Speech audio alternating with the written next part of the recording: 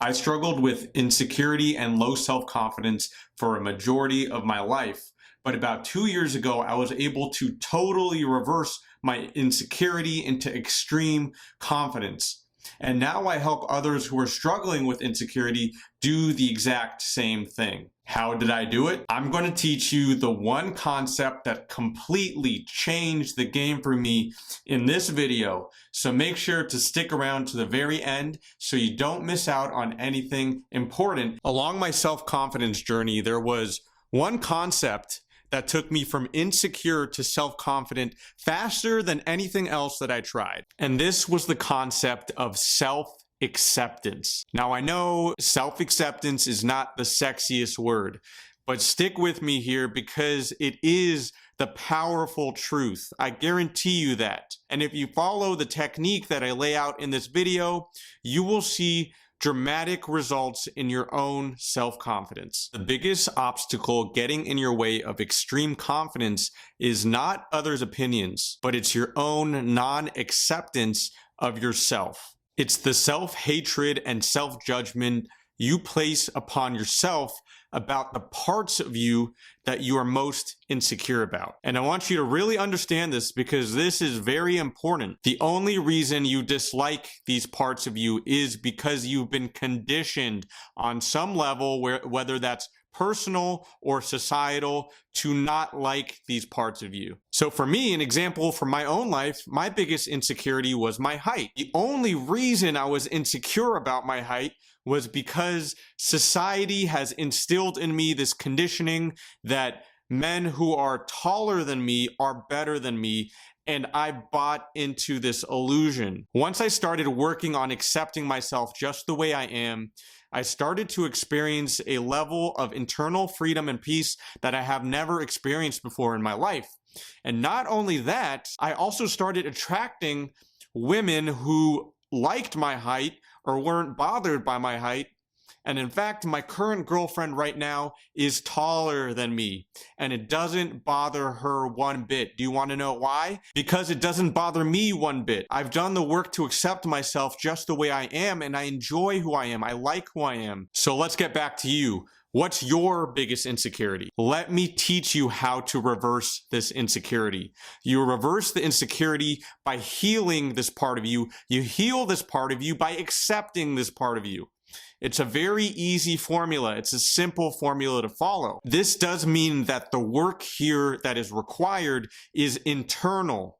We have to let go of this game of seeking for external acceptance, because the acceptance has to come from ourselves. See, what most people do when they try to increase their self-confidence is they try to receive validation and acceptance from the external world, from other people. While I know they do this in innocence, what they don't realize is when they do this, they are giving away all of their power. What they're really doing unknowingly is making their self-confidence conditional based on the feedback that they receive from the external world. Now, I really want you to understand this concept because the external world is constantly wavering. And if you allow the external world to determine for you your self-confidence, then your confidence is also going to be wavering. That's why this game is going to be based upon yourself, because you are that unwavering, unconditional being that's going to be the source of your confidence.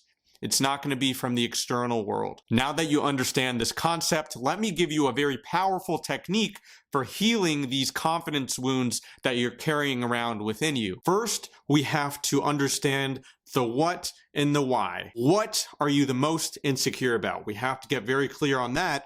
And then after, we have to get very clear on why you're insecure about this. How we're going to do this is pretty straightforward. We're going to ask ourselves the question, what am I most insecure about? Once you know that, then ask yourself, why am I so insecure about this part of me? Now, whether you want to do this journaling, which is the way I usually do it, or in some kind of self-dialogue or meditation, that's totally up to you. But the key to be successful here is to not judge whatever comes out of you. Let it flow out of you without judgment, without hatred, and just let it come out of you for the purpose of healing, knowing that you are safe to do this because you're going to be coming out of it a wholer person. Now, if you're thinking about skipping this first part or not really taking it seriously, please reconsider, because there is potential for huge epiphanies and a huge emotional release when you understand the origins of your insecurity, because most people are just reacting to the insecurity that we hold within us, instead of really questioning where it comes from. We're just a product of our conditioning, but we don't question where it comes from. And once we are able to understand these origins, something very powerful happens, because we realize there was a time, there was a date when this was created. This isn't how we naturally are, but this was created. If you want to be a little bit of an overachiever here, I recommend writing down in plain sight exactly what your insecurity is and why. So it's right there. It's out there in the open. It's not this scary thing that's controlling you anymore, but you're looking at it. It's right there in front of you. Now, we've understood the what. We understood the why. Now, what happens here is we want to challenge this insecurity.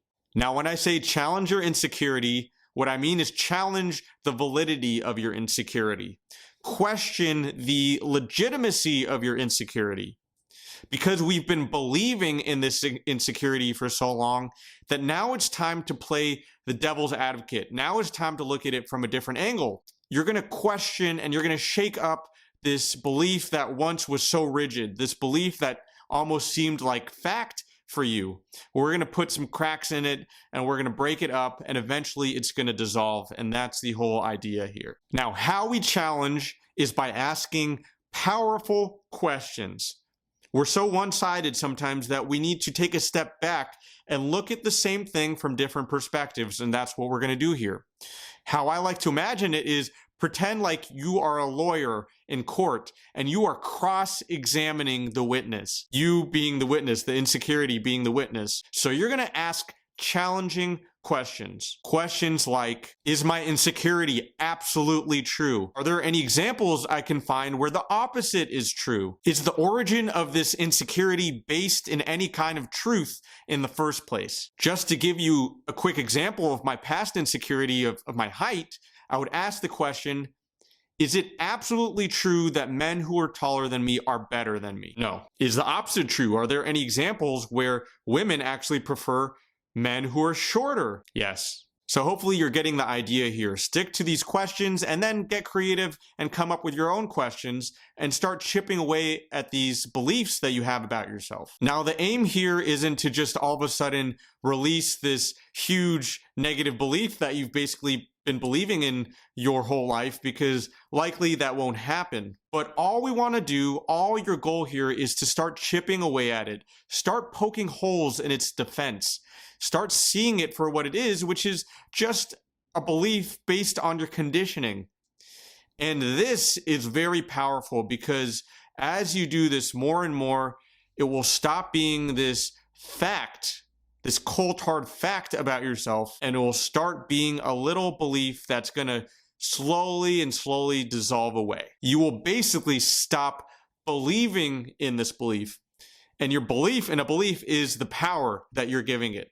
If you take away its power, then it has no way of existing anymore, no way of surviving. So even if you just shake this belief up a tiny bit, even if you just make it a tiny bit more malleable than it was before, you are doing a great job and you're headed in the right direction. Now, we're not done yet with the healing process, because so far what we've done is commenced with the healing process on a more mental level. But as we all know, insecurities and wounds are on a deeper level. They're on a more emotional and energetic level. That's why we feel the pain when we feel our insecurity. Now we need to drop into a deeper level of healing so we can clear out those emotional charges of the wounds that we're carrying on. And this is where the real magic comes from. This is where you feel that real sense of liberation within yourself. So what we're going to be doing in the second half of this healing process is detoxing the emotional charge of insecurity from our bodies, because the emotions that we have from our past wounds and our traumas get stored in the body. And that's why we carry around the feeling of self-hatred or the feeling of guilt or the feeling of not being good enough, because it quite literally is living in the body. So when we learn to detox and liberate that trapped energy, which holds with it all of those heavy emotions, then we're letting that energy release and basically leave our body and make room for higher, better, more positive energies to take over our bodies. So here's the technique for healing the emotional charge of these wounds. It's based on a technique from Qigong, and if you've never done any kind of energetic work, it might seem kind of weird, but trust me, it works. So this is what you're gonna do. First, you're gonna close your eyes and take a few deep breaths just to kind of relax yourself and relax your body. Once you've taken those deep breaths, we want to think of our insecurity for the purpose of bringing up the emotions that are associated with our insecurity. Because as I said earlier, the emotions are in the body. And what we're gonna do is tap into those emotions and feel and find where on our bodies are we feeling those emotions. So literally do this as you're closing your eyes and breathing. Think about that insecurity, and usually one part of your body will start feeling some kind of sensation. For me, it was always my chest, so I'll use my chest as an example. But once you find that place for yourself, put both hands on that part of your body. We're gonna imagine breathing in really healing golden light into that area. So on the inhale, you're gonna be breathing in the most healing, powerful, golden, and I say golden because gold is associated with self-confidence, is the color of self-confidence. We're gonna imagine that gold energy saturating every part of that body, the part of the body that we're holding. That's on the inhale. On the exhale, we're gonna be breathing out black smoke. So this black smoke is gonna represent the wounds themselves, those negative beliefs, everything, all the blocks and pain that was associated with our insecurity. We're now breathing it out in the form of black smoke leaving our body. So again, on the inhale, it's golden energy, golden healing light. On the exhale through your mouth, it's gonna be black smoke. Now, I want you to understand that in order for this to work, we need to allow the emotional release to happen. And that's why we're using imagery, because it makes it easier for us to imagine the black smoke or our wounds leaving our body. But if there's any kind of emotional release that wants to happen, maybe in the form of crying or laughing or something like that, allow it to happen. We no longer want to suppress these emotions. And when we allow it to happen, that's our body detoxing, the manifestation of the detoxing of our emotions happening and leaving our body and creating room for that self-confident, powerful being that we want to dwell within us. And when you walk around as this kind of person, you stop needing things from the outside world, and people, things, circumstances will pick up on this new kind of energy. Continue to do this technique until that insecurity that you held about yourself no longer there. It's just vanished, dissolved. It's not even a thing that you worry about anymore. And then from there, you can move on to the next insecurity. What you'll find if you do one or two really big insecurities, the rest of it kind of just falls away anyways, because those bigger insecurities were holding on to all the little smaller minor ones that we had anyways. So stick to this, do this daily. This is exactly what I did that changed everything for me.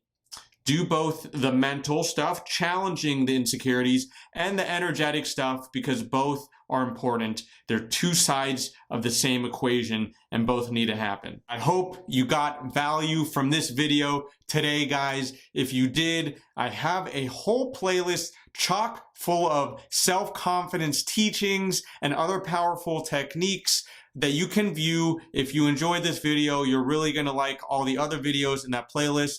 So make sure you go through that if you are on your self-confidence journey and really want to advance yourself to a place that you have never been before. Thanks for watching, and I'll see you in the next video.